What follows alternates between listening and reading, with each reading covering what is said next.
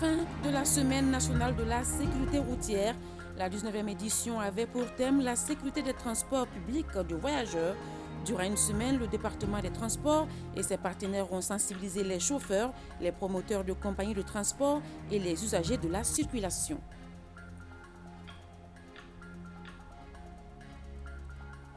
Dans les régions de Sikasso et Koutiala, sur 124 écoles fermées, 92 ont été réouvertes. L'information est donnée à l'occasion d'un cadre de concertation entre l'UNICEF et les autorités administratives des deux régions sur la situation des écoles non fonctionnelles.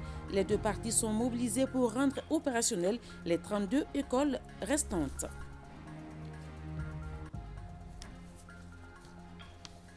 Savez-vous tout sur la carte grise? Sinon, sachez qu'elle a une date limite de validité. Elle doit être renouvelée chaque 5 ans.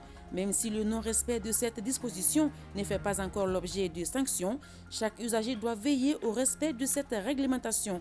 C'est une question de civisme. Bemba Sibi nous édifiera plus.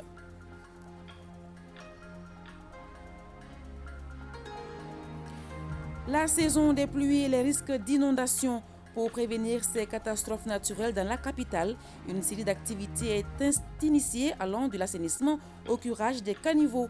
Le bémol, c'est que le plus souvent, les ordures ne sont pas évacuées des bords des caniveaux. Pourquoi cela? On en parle dans cette édition. Chers téléspectateurs, bonsoir. Je rappelle que notre pays observe un deuil national de 72 heures en hommage aux victimes de l'attaque perpétrée contre le bateau Tombouctou de la Comanave. Les autorités ont mis tout en œuvre pour la prise en charge des blessés et des opérations sont toujours en cours pour sécuriser les lieux et rechercher les coupables. Assurance donnée hier par le chef d'état-major général des armées qui était sur notre plateau. Et nous recevons Abdoulaye Stako. Bonsoir Abdoulaye. Bonsoir Salima Tandaou. Vous avez des communiqués du gouvernement. Bonsoir fidèles téléspectateurs de ORTM. Un communiqué numéro 59 du gouvernement de la transition. Le gouvernement de la transition a appris avec une vive émotion le drame causé par le violent séisme qui a frappé le Royaume du Maroc dans la nuit du vendredi 8 septembre 2023, occasionnant de nombreuses pertes en vie humaine, des blessés et des dégâts matériels importants.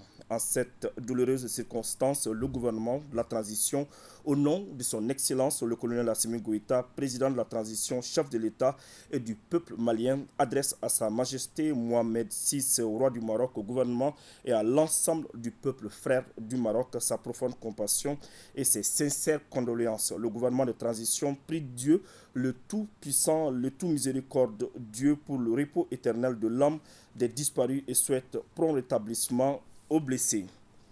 Des messages encore, le président du groupe d'amitié parlementaire Mali, Royaume du Maroc, ainsi que l'ensemble des honorables membres du dit groupe ont appris avec une grande tristesse le terrible tremblement de terre qui a frappé le Royaume du Maroc dans la nuit du vendredi au samedi 9 septembre 2023.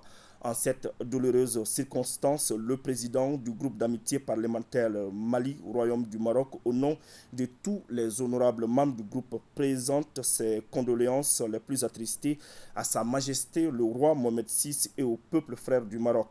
Les pensées émues aux familles endeuillées et les vœux de prompt rétablissement aux blessés.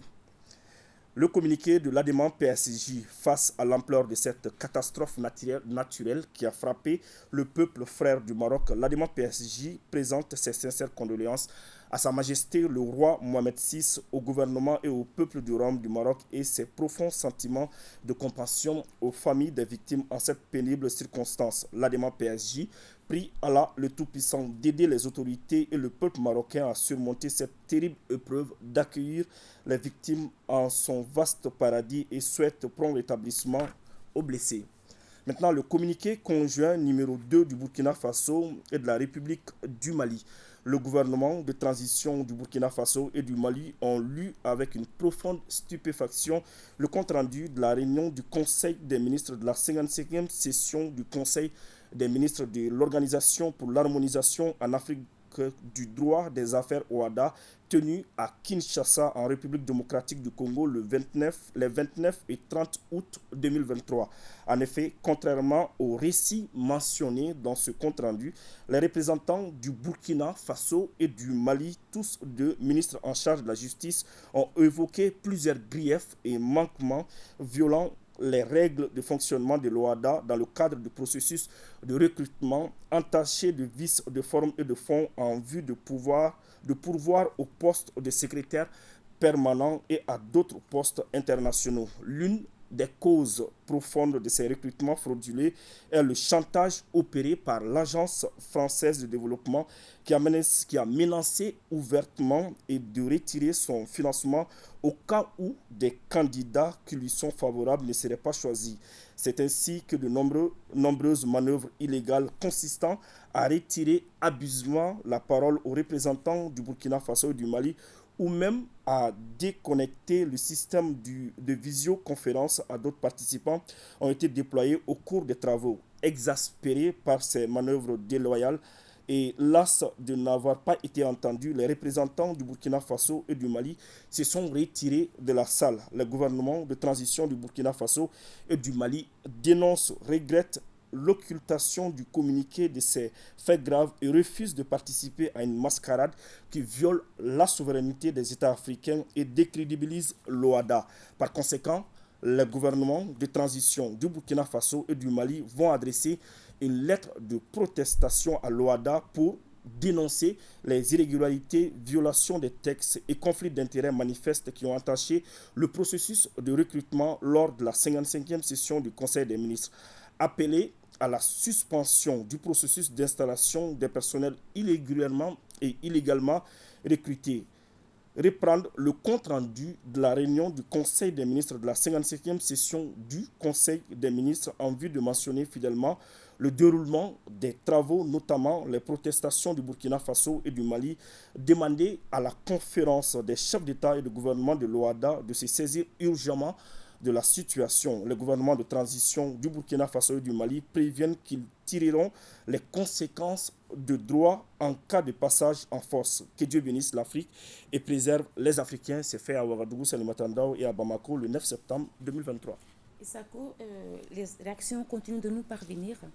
Après l'attaque du bateau Tombouctou, suite aux attaques terroristes perpétrées contre le bateau Tombouctou et la position des forces armées maliennes le jeudi 7 septembre 2023 à Bamba, région de Gao, nous avons reçu des communiqués des partis politiques, des associations et organisations. Il s'agit du MPR, URD, CENID de Faso Yuriwaton, Union des forces démocratiques UFD, les femmes leaders du Mali, Ramata Plus, l'amicale des anciens ambassadeurs et consuls généraux du Mali, le mouvement Mali Espoir, MME, Espoir pour la démocratie et la République, EDR, le Grand Forum du Mandé, GFM, le Bureau national des anciens combattants militaires retraités, veuves et victimes de guerre du Mali, l'Association pour les actions concrètes et citoyennes, l'Association des ressortissants du cercle de Bamba au Ghana, l'Alliance Malitanien, tous pour le Mali pour tous, le collectif intégrateur des Imouchag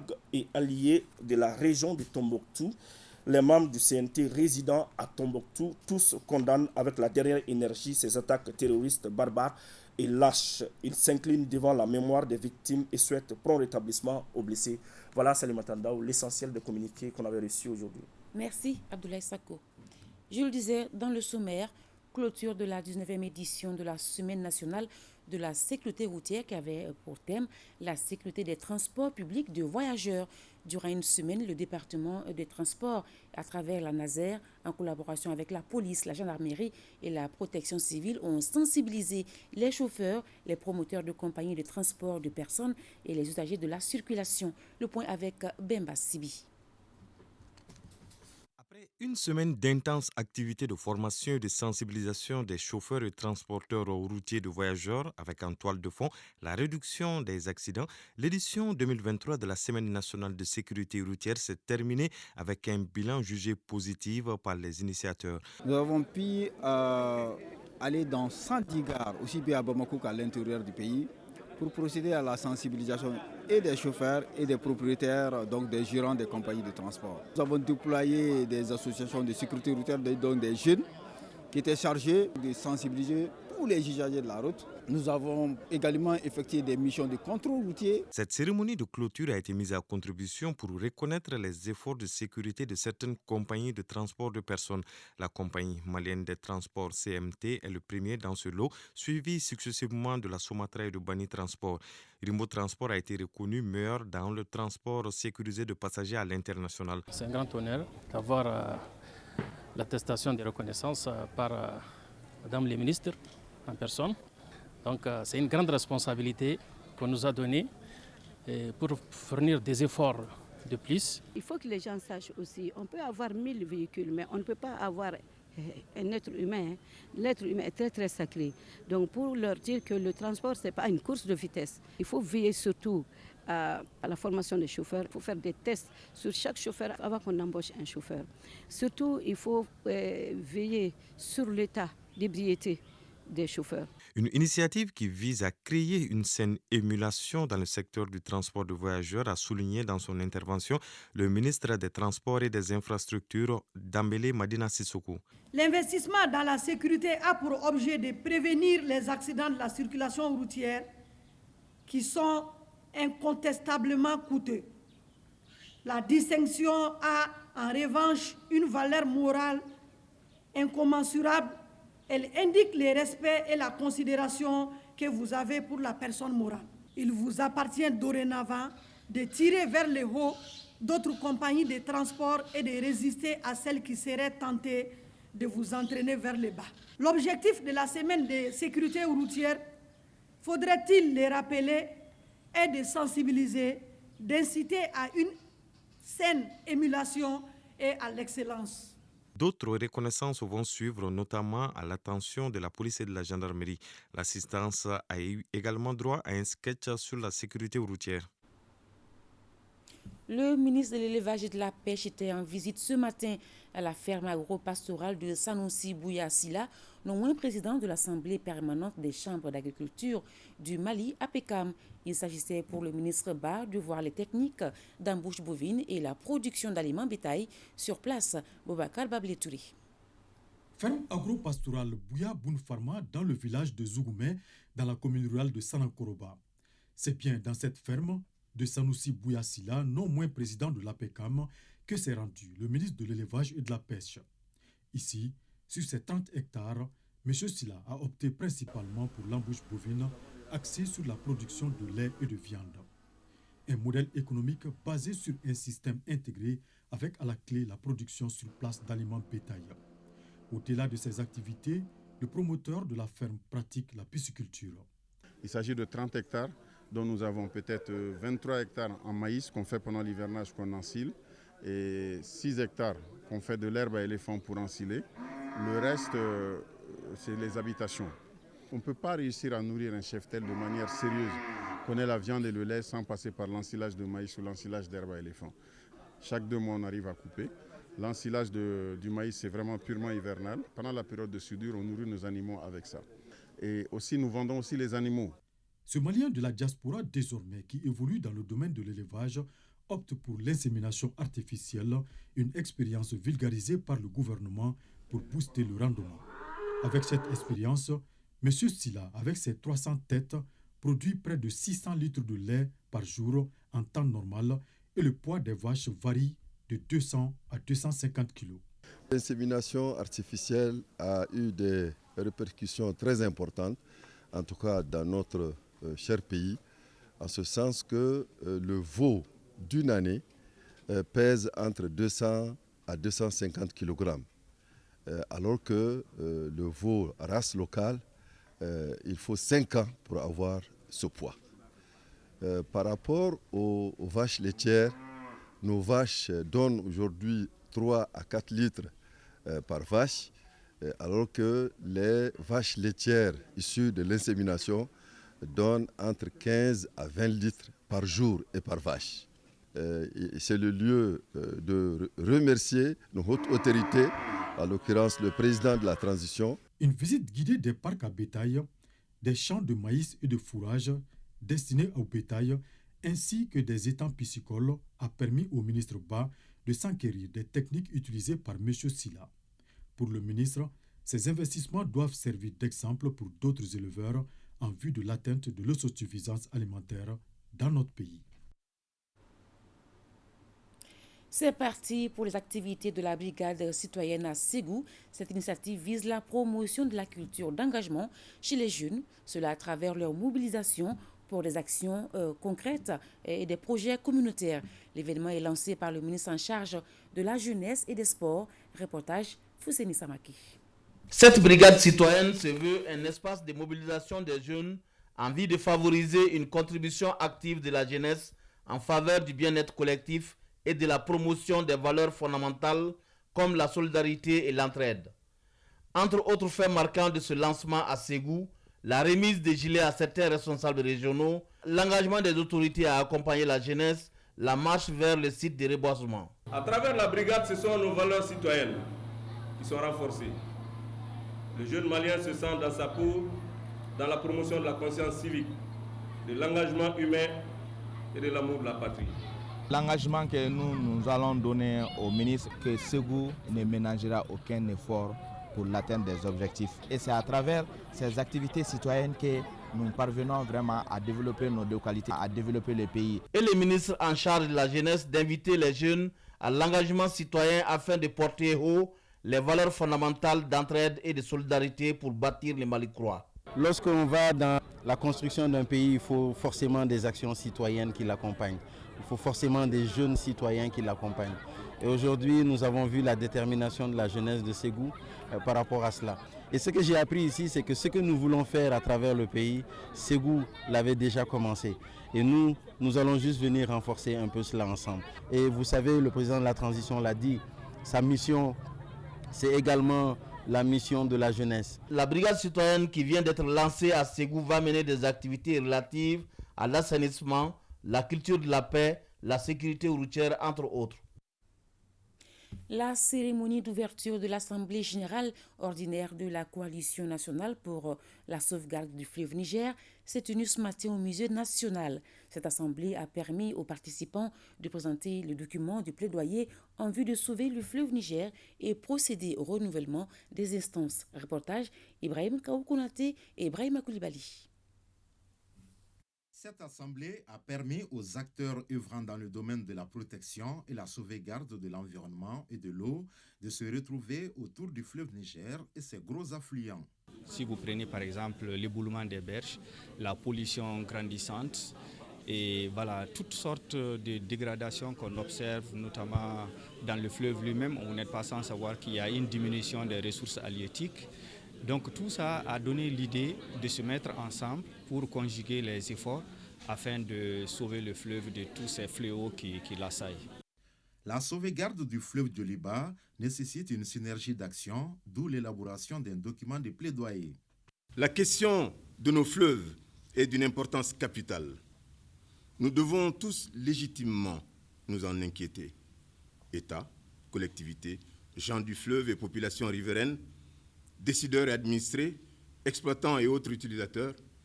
Il s'agit de patrimoines vitaux aux ressources innombrables pour notre vie et pour la vie. Le fleuve Niger est malade, et même très malade.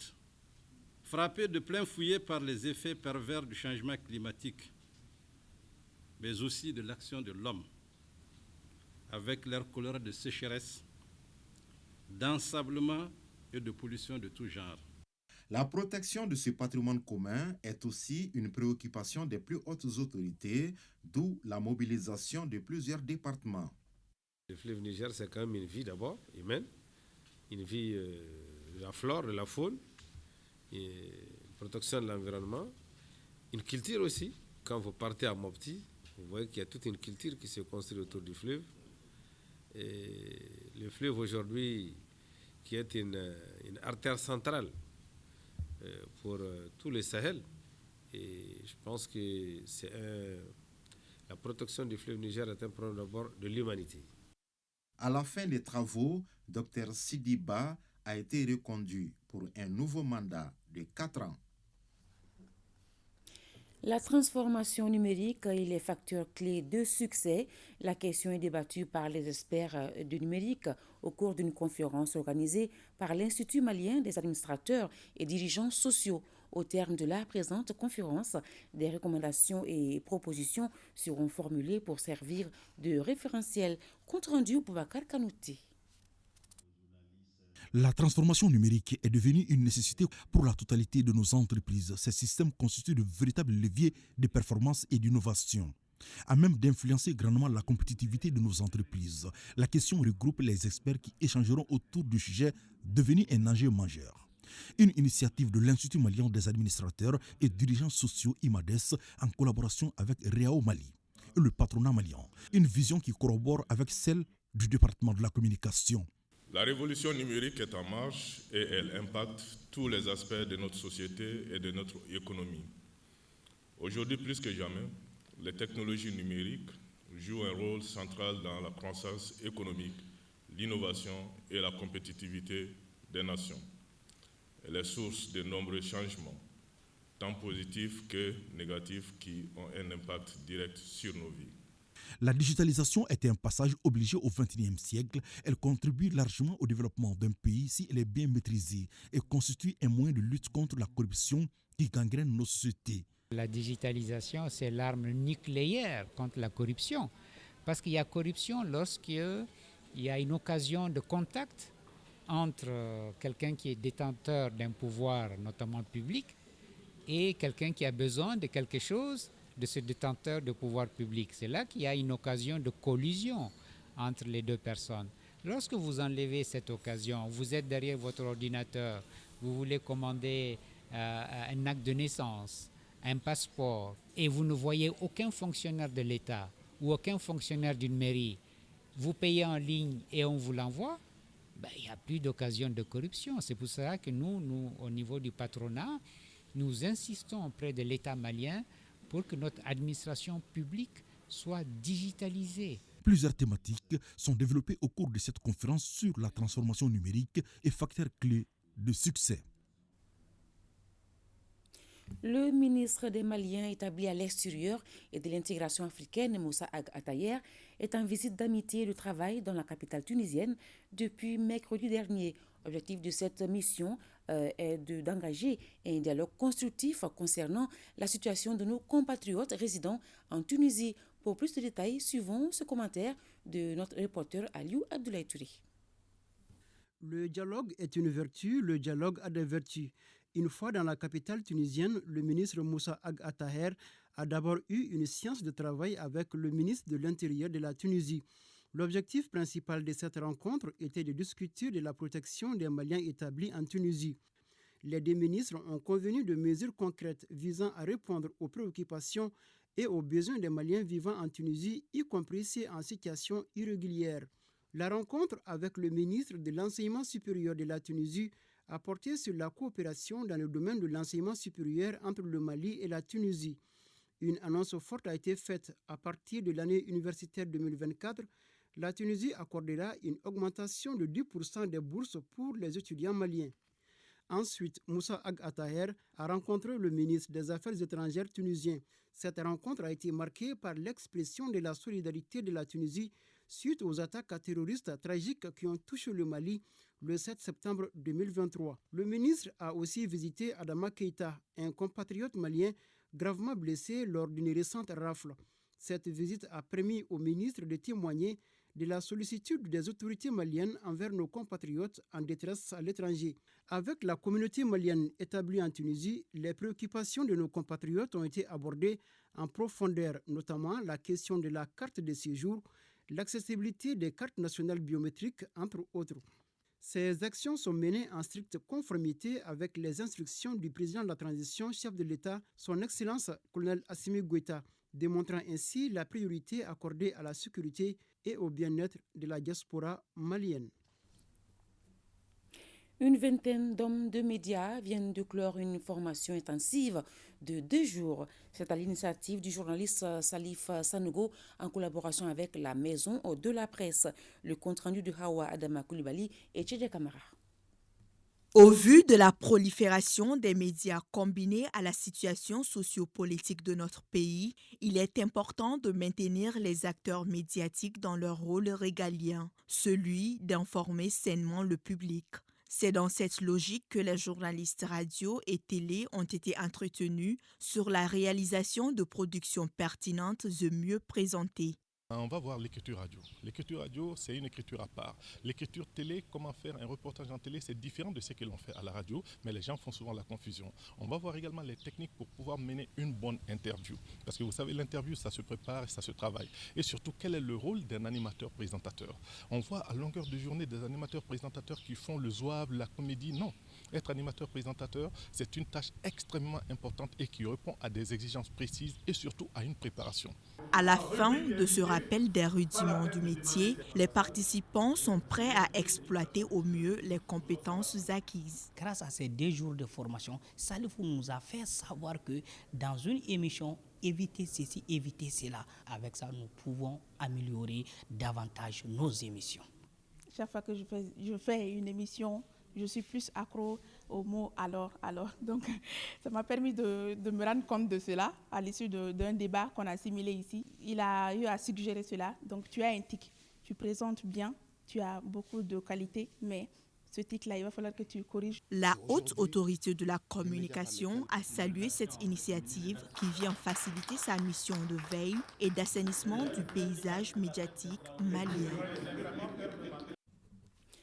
Grand format de la rédaction. La carte grise a une date limite de validité. Et oui, la carte grise doit être renouvelée chaque 5 ans. Mais rassurez-vous, le renouvellement est une question de civisme, car le non-respect de cette disposition ne fait pas encore l'objet de sanctions. Qu'à cela ne tienne, chaque usager doit veiller au respect de cette réglementation. Pour le permis de conduire, le renouvellement concerne les détenteurs de permis C, D et F. Voyons tout cela avec Bemba Sibi, Idrissa Traoré. La circulation d'un véhicule est assujettie à la carte grise. La carte grise est comme la pièce d'identité d'un engin à 2, 3 ou 4 roues. Elle est délivrée pour 5 ans, un fait que certains propriétaires ignorent, à l'instar de Maître Mohamed Sambassila, homme de droit et propriétaire de voitures depuis 15 ans. C'est ma première nouvelle à travers l'URTM. Donc cela veut dire que vous n'avez jamais eu à renouveler votre carte grise? Ni d'affiche, ni quoi que ce soit. Donc voilà, sinon c'est des actes administratifs. Si cela s'entend dans les directives des autorités, mais pourquoi pas? À condition aussi que ça soit à notre portée financièrement. Je sais que les cartes grises doivent être renouvelées, mais je ne l'ai jamais fait. Je sais que les cartes grises doivent être renouvelées. Pourtant, le processus de renouvellement de la carte grise ne prend pas de temps, contrairement à l'obtention de la carte elle-même. Les propriétaires de véhicules ne se bousculent pas pour le renouvellement de leur carte grise, car il s'agit surtout d'un acte civique pour se mettre en conformité avec la réglementation en vigueur. À partir du moment où on a donné une fin de validité, une fois dépassée, normalement, et conformément à la réglementation, le détenteur de la carte grise est obligé de venir renouveler la carte. Pour le moment, nous ne sommes pas dans le cadre des sanctions. Seulement, on demande aux structures de contrôle qui sont sur la voie publique d'obliger les usagers, en tout cas les détenteurs de véhicules, je veux dire les propriétaires de véhicules, de renouveler les cartes grises expirées. Pour ce qui est du permis de conduire, seulement certaines catégories font l'objet de renouvellements irréguliers. Pour tous ceux qui détiennent les catégories C, les catégories D, catégorie E, il y a une validité. Maintenant, la validité varie en fonction de l'âge du détenteur. Comprenez? De 18 ans jusqu'à 55 ans, on donne 5 ans de validité. Au-delà de 55 ans, c'est 3 ans de validité.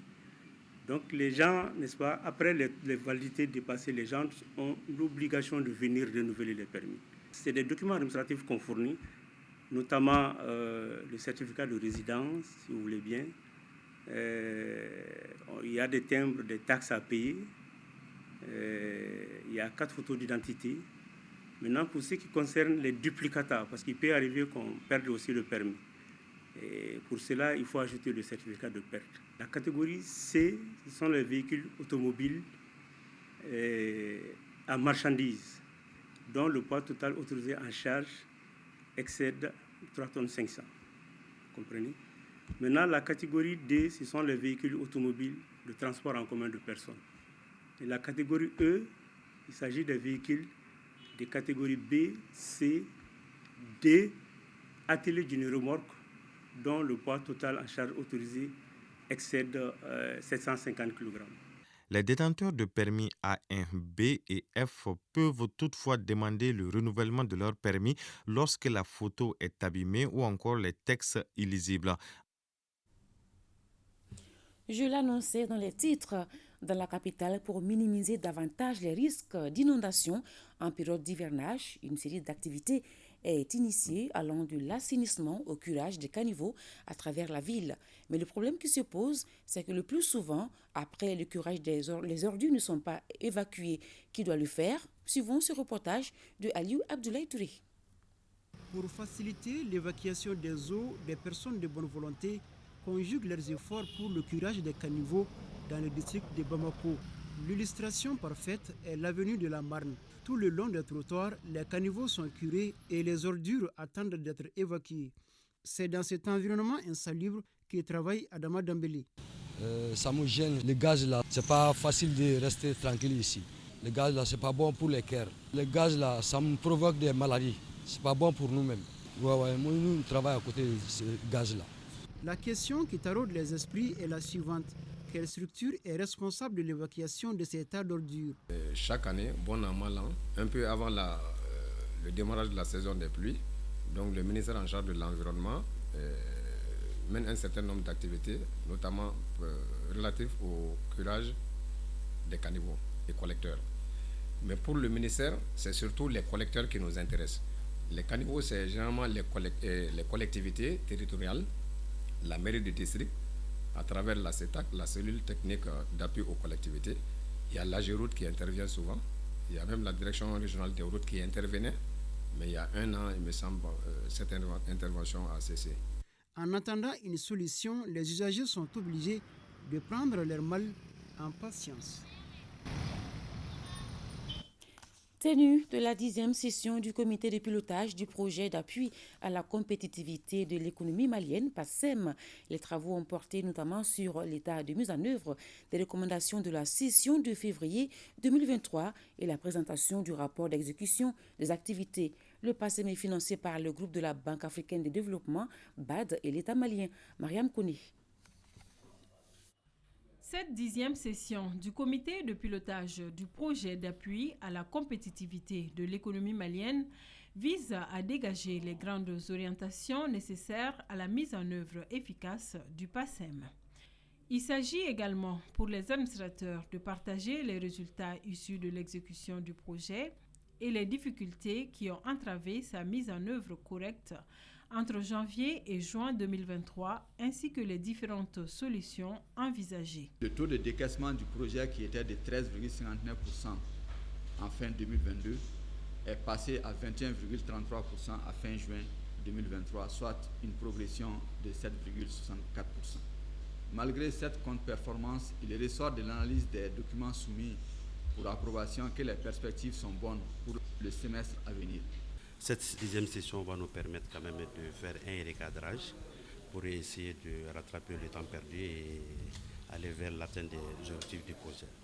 Cette année, l'objectif est d'atteindre un taux de décaissement de 48% d'ici fin décembre. Et avec les réagissements qui ont été faits avec l'appui du partenaire financier, nous pensons que ce taux est atteignable à la fin de l'année 2023. Pour pouvoir atteindre le résultat escompté, la cellule d'exécution du projet et ses partenaires devront réaliser certaines activités clés. On peut citer entre autres l'achat de certains biens pour la mise à niveau de l'abattoir de Sabalibougou, des montants de plus d'1 milliard de francs CFA. La formation sur la certification des produits, services et des systèmes au profit de l'Agence malienne de normalisation et de promotion de la qualité et la mobilisation de l'ensemble des assistances techniques. Rôle de la société civile dans le processus de réforme du secteur de la sécurité dans le cadre de la cohésion sociale, le développement, la reconstruction post-conflit et la prévention des conflits. La question était au centre d'un atelier de 2 jours et d'une initiative de l'Alliance citoyenne pour la réforme du secteur de la sécurité en partenariat avec la mission de l'Union africaine MISAEL. Boubacar Bablé Touré pour le compte-rendu. Sans sécurité, point de développement. Elle n'est pas seulement une affaire des forces armées et de sécurité, mais de la société civile. C'est bien ce qui a motivé la tenue de cet atelier à l'intention de cette couche sociale sur son rôle dans le processus de réforme du secteur de la sécurité dans le cadre de la prévention des conflits, la cohésion sociale, la reconstruction post-conflit et le développement. Une initiative de l'Alliance citoyenne pour la réforme du secteur de la sécurité en partenariat avec la mission de l'Union africaine MISAEL. Nous sommes ici pour apprendre les uns des autres, pour partager nos expériences et pour élaborer ensemble des solutions innovantes et efficaces. Je vous invite à vous engager pleinement dans ces débats, à partager vos réflexions et à contribuer activement à la co-construction de cette réforme si importante pour notre pays.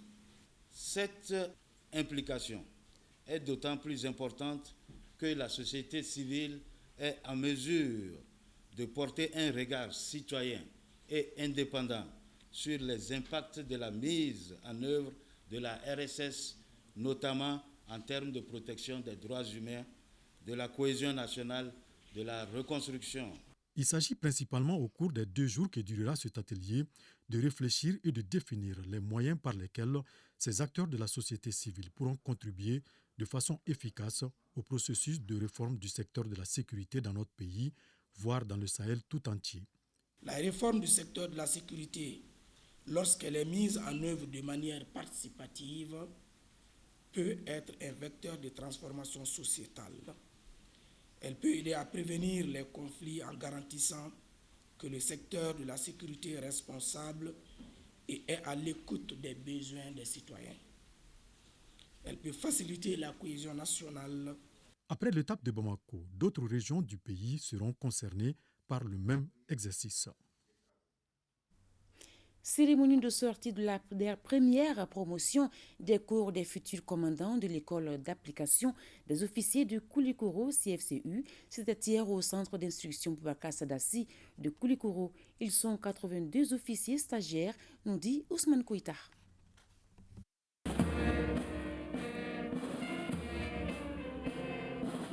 Ils sont 82 officiers stagiaires, dont 2 personnels féminins, à recevoir ce vendredi 8 septembre leur diplôme du cours du futur commandant d'unité de l'école d'application des officiers EAO de Koulikoro.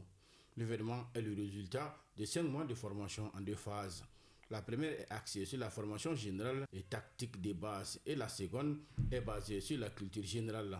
Toutes choses qui concourent à la consolidation des acquis de ces officiers stagiaires. Grâce à des efforts soutenus tout au long du stage, le taux de réussite de l'année académique 2022-2023 est de 100%, avec une moyenne de la promotion établie à 16,211. Les officiers devant vous sont désormais aptes à assurer la fonction d'un commandant d'unité. Une mention spéciale pour le personnel féminin. Cette première promotion du cours des futurs commandants d'unité de l'école d'application des officiers avait à son sein plusieurs spécialités, à savoir 42 militaires de l'armée de terre composés des éléments de l'infanterie 27, l'arme blindée cavalerie 8, l'artillerie 7. Quant aux éléments de l'armée de l'air, ils sont 10, la garde nationale 20 et la direction du génie militaire 10. La cérémonie de ce matin marque non seulement la fin de la formation et la remise de diplômes, mais aussi le début d'une nouvelle partie de carrière conformément aux directives de commandement du chef d'état-major général des armées. Je vous instruis, en toutes circonstances, de commander et de décider avec professionnalisme, de chercher à connaître, comprendre votre environnement de travail, votre hiérarchie et vos subordonnés. Au sortir de ces 5 mois de formation, le capitaine Zoumana Sidibé sort major de la spécialité armée de terre avec une moyenne de 18,801 sur 20. En spécialité armes blindées cavalerie, le capitaine Djatrou Koulibaly est le major avec une moyenne de 18,055 sur 20.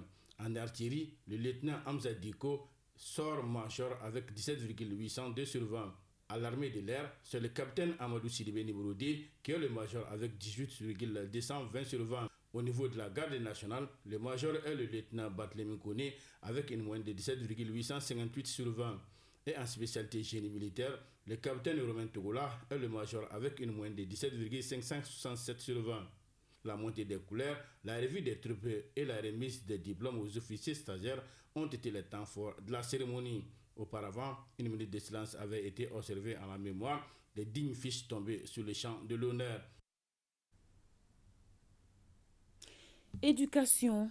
Tenue dans la capitale de l'Or Blanc, d'un cadre de concertation organisé par l'UNICEF et les autorités administratives des régions de Sikasso et Koutiala sur la situation des écoles non fonctionnelles. L'objectif est de faire le point des activités menées dans le sens de la réouverture des établissements fermés à cause de l'insécurité. Il ressort du bilan que sur 124 écoles fermées, 92 ont été réouvertes grâce à une synergie d'action avec en ligne de mire des patrouilles militaires. Les reportages de Brahima Kone. Les acteurs de l'école des régions de Sikasso et Koutiala échangent sur les voies et moyens adéquats pour la réouverture des écoles non fonctionnelles. Cela s'appelle cadre de concertation initié de façon conjointe par l'UNICEF et les autorités administratives des régions concernées pour amorcer bientôt une année scolaire studieuse. C'est une deuxième série d'une concertation qui a déjà eu lieu. Et cette fois-ci, il s'agissait de venir faire l'évaluation de ce qui a été déjà fait, les résultats acquis, les défis et les perspectives. Le but recherché, c'est de s'assurer que les actions qui ont été prises ont permis effectivement aux enfants de bénéficier de leurs droits en ayant des écoles réouvertes après leur fermeture due à l'insécurité. La réouverture de plus de 120 écoles et le recrutement des enseignants volontaires par les communautés et les académies ont été rendus possibles grâce aux patrouilles militaires. Je demande aux volontaires et aux anciens aussi. Il y a la sécurité maintenant dans beaucoup d'endroits pour qu'on ait confiance en notre armée et pour que ces enfants puissent avoir une éducation à temps. Force est de reconnaître qu'il y a encore des écoles non fonctionnelles dans les régions de Sikasso et Koutiala, d'où une synergie d'action visant à parachever le processus de réouverture des établissements fermés. Sur 124 écoles, il ne reste que 32 non ouvertes. Ça, c'est une bonne dynamique. Donc, il s'agira pour les acteurs vraiment de davantage s'impliquer pour que les 32 écoles restantes puissent aussi ouvrir. Nous sommes tous engagés. En 2022, l'UNICEF a investi plus de 225 millions de francs CFA dans les activités telles que l'appui au recrutement des enseignants volontaires, le renforcement des capacités de ces derniers et l'organisation des cours de remédiation dans les académies d'enseignement de Sikasso et Koutiala. Nous restons à l'intérieur du pays où la station régionale ORTM de Kidal a reçu des mains des femmes de Kidal à travers la CAFA l'équipement total de sa salle d'attente. Le point avec Idrissa Djibrila Maïga.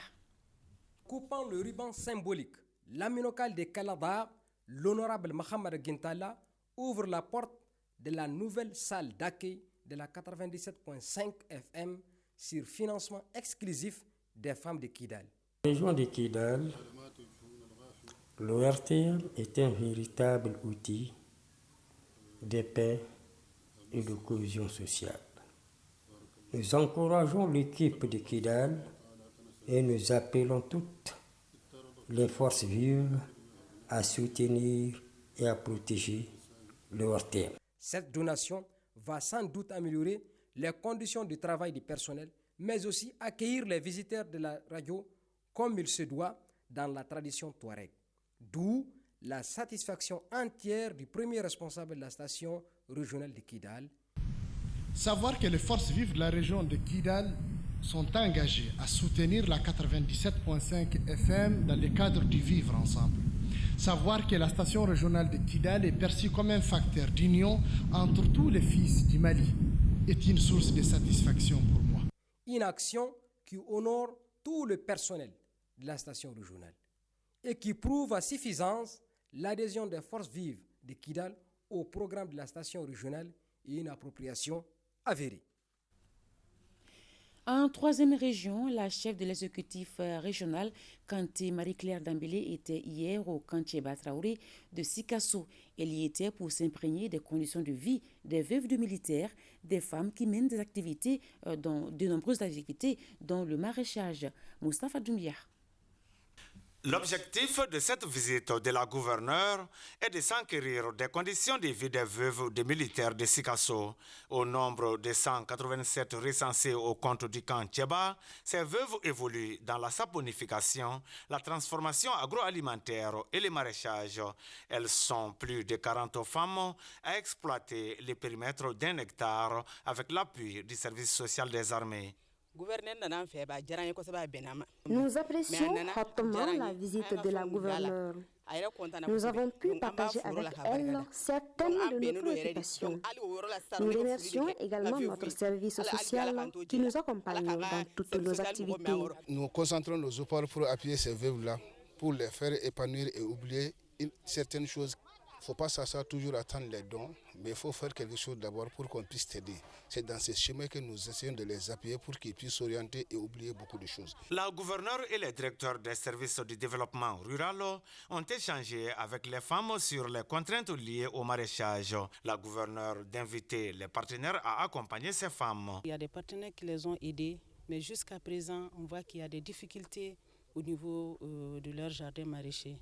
Donc nous sollicitons jusqu'à présent les bonnes volontés pour appuyer ces femmes, pour qu'elles puissent diversifier les activités, pour qu'elles puissent subvenir à leurs besoins et pour leur montrer que leurs maris ne sont pas partis pour rien, ils sont partis en défendant la nation malienne. La gouverneure qui a remis une enveloppe symbolique aux veuves des militaires était accompagnée des représentants des collectivités communes, cercles et régions. Le gouverneur de la région du Caï vient de visiter le centre de recherche agronomique de Samé Plantation de l'Institut d'économie rurale. Créé en 1991, ce centre couvre les besoins de recherche dans la première région, Kansoutou Kanouté.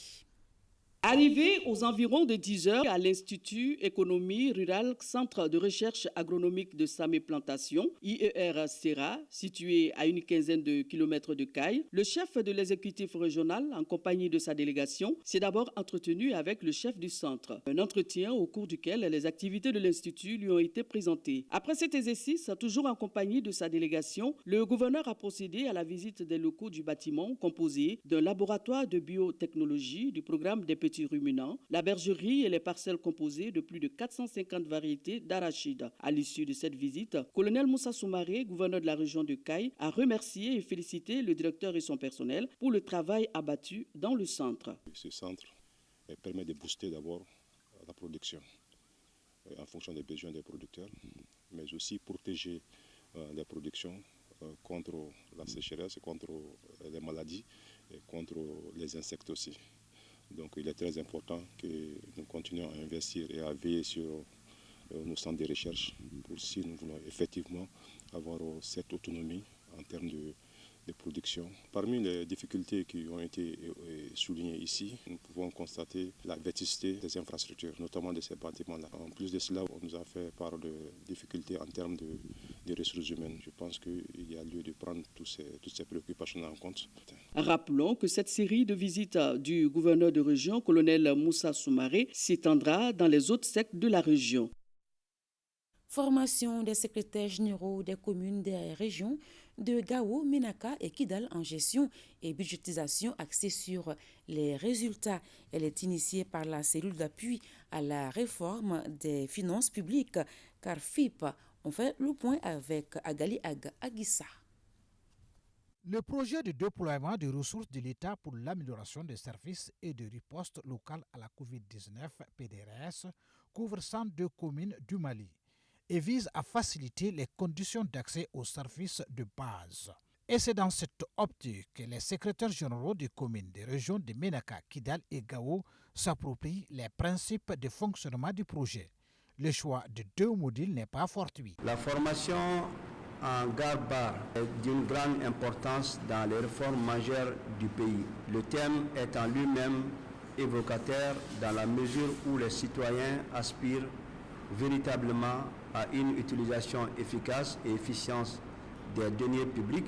La gare est un processus de management dont l'objectif final est la gestion orientée sur les résultats. Nous voulons qu'au niveau des collectivités, que chaque franc dépensé ait un impact auprès des populations bénéficiaires. L'atelier initié par la cellule d'appui à la réforme des finances publiques CARFID s'inscrit dans le cadre de la mise en œuvre de la composante 2 du PDRS. La formation de 12 jours cadre bien avec les besoins du moment et permettra de contribuer sans nul doute au bon fonctionnement de l'administration malienne. Compte tenu de l'importance de la présente formation pour les collectivités pour lesquelles vous êtes la cheville ouvrière, je vous demande ponctualité, assiduité et attentivité pour être bien outillés en matière de gestion axée sur les résultats et en gestion axée sur les résultats. Le PDRS est financé par la Banque mondiale, la coopération suisse et l'ambassade des Pays-Bas pour une durée de 5 ans.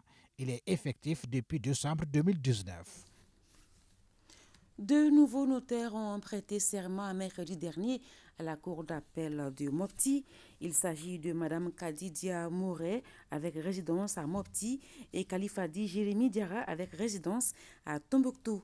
C'était lors d'une audience solennelle présidée par Gaussou Sanou, premier président de la cour d'appel de Mopti, et l'avocat général Fousséni Kounaté dans ses réquisitions et le représentant du bâtonnier maître Mahamadou Sidibé dans ses plaidoiries ont tous demandé à la cour de faire droit à la demande des récipiendaires et de donner acte à leur prestation de serment.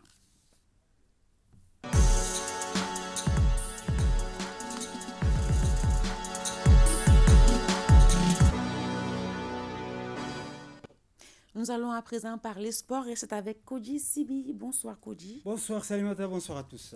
Éliminatoire de la CAN Côte d'Ivoire 2023, les Aigles du Mali se sont imposés hier 4-0 face au Soudan du Sud au compte de la 6e et dernière journée. C'était au stade du 26 mars. Oui Salimata, les Aigles déjà qualifiés, donc voulaient terminer ces éliminatoires sur une bonne note. Mission accomplie. Eh bien, les protégés d'Éric Sékouchel l'ont emporté par 4-0 et le compte rendu est signé Salif Diakité.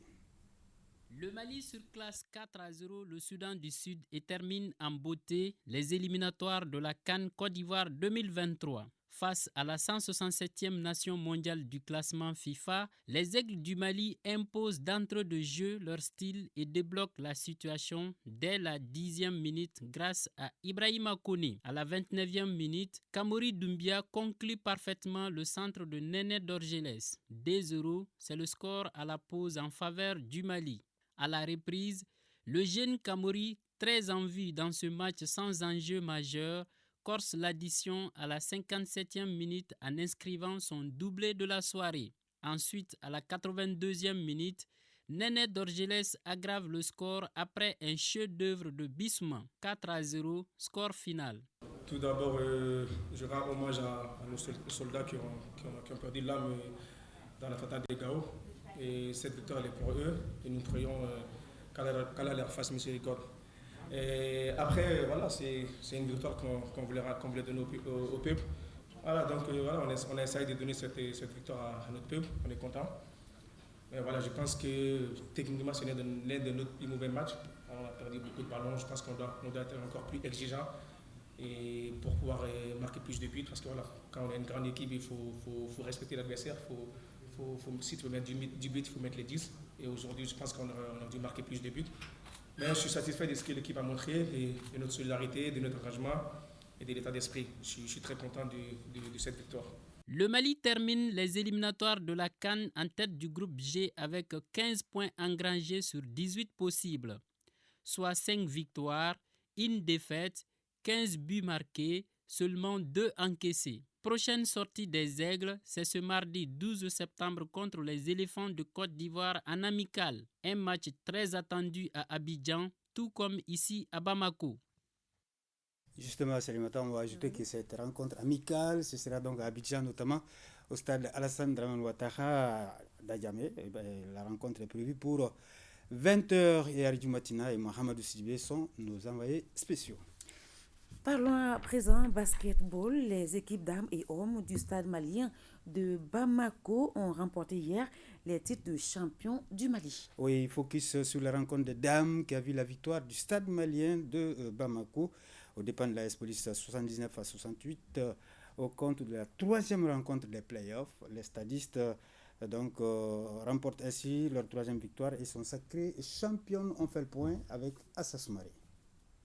À l'entame de cette 3e journée des playoffs, le Stade malien mène par 2 victoires à 0 devant l'AS Police. Dans cette 3e et dernière journée, le Stade malien en blanc domine les premiers instants 20-10.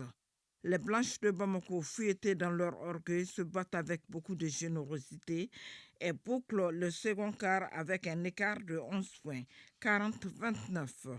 Après les vestiaires, les stadistes sortent le grand jeu et vont continuer leur démonstration.